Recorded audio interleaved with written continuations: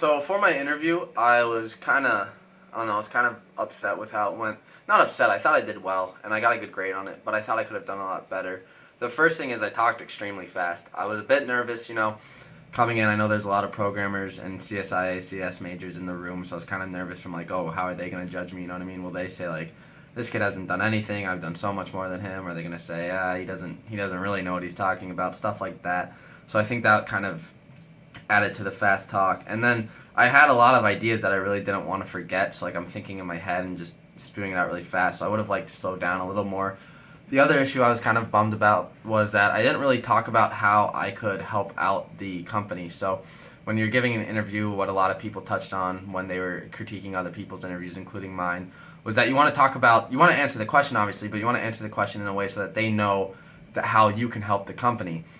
So one thing I wanted to talk about was I do have a lot of varied experience. So I've worked in Visual Basic, I've worked in C++, Java, web design, app making, backend servers with Google-based, Fire-based products, you know what I mean, stuff like that. And that's a great thing to talk about when you're interviewing for a computer software engineer, because I can say, hey, you might work with a specific IDE that I've never worked with before, but if that's the case, I have experience in all these other IDEs. I've shown to myself, and now I'm proving to you that I'm able to adapt to new IDEs and new clients and new softwares. So if that's the case, it won't be an issue for me. Things like that I could have really touched upon that I didn't as well as I could have. The other issue was I didn't really get into a lot of the stuff I've done. I kind of touched the surface. I made a website for a frozen yogurt place. I have 2 apps on the App Store. I'm working on an app right now. The app right now I'm working on, I think, is a really cool idea, and I think if I had gotten into that, people would have been like, hey, not only is this kid a really good programmer, but he's got some pretty good ideas too. We should really think about hiring this kid. And the Firebase, I think, is awesome that I'm working with that. That's a back-end database thing. And saying it's a back-end database program, okay, what does that mean? Are you dragging and dropping? Are you writing your own code? What are you doing with it? If I can get into, okay, I'm making user profiles, I'm storing them in here, I'm creating child data parts, that's not the right term at all, but whatever, and stuff like that, and kind of gotten into detail about what I'm doing. One, as a professor stated, then they can say, okay, let's go look up these apps, let's go look up the website, let's figure out what this kid's actually done.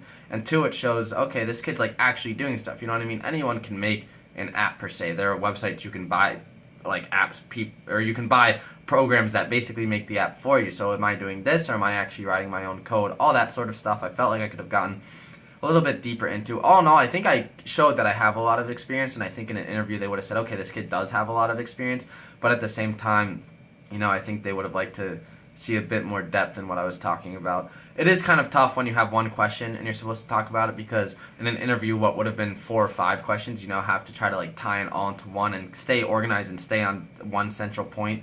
But at the end of the day, I think I could have done better. But I think sometimes it's better to do poorly and be kind of upset with how you performed, because then you can look at it and go back and say, let's see what we did. I use the analogy for sports a lot, because sports have been essentially my entire life. But you go back and watch film, you say, okay, what did I do well, what did I do badly? And the one thing my coach always says that I think is really true is you never do as well as you thought you did, and you never do as badly as you thought you did. And you're able to find these little inches to figure out what can you do better, what did you do really well, and how do you keep doing that, and then the things that you didn't do, how do you fix that, how do you practice that, and that sort of stuff.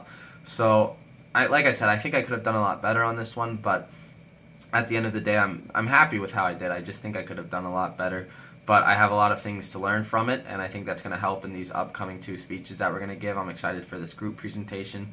So all in all, I was glad 16 people said I would have gotten the job and 1 said I was in the running. So I think that's obviously pretty good and showed that I do have good experience, but I think I could have really hammered it home and done a little bit better.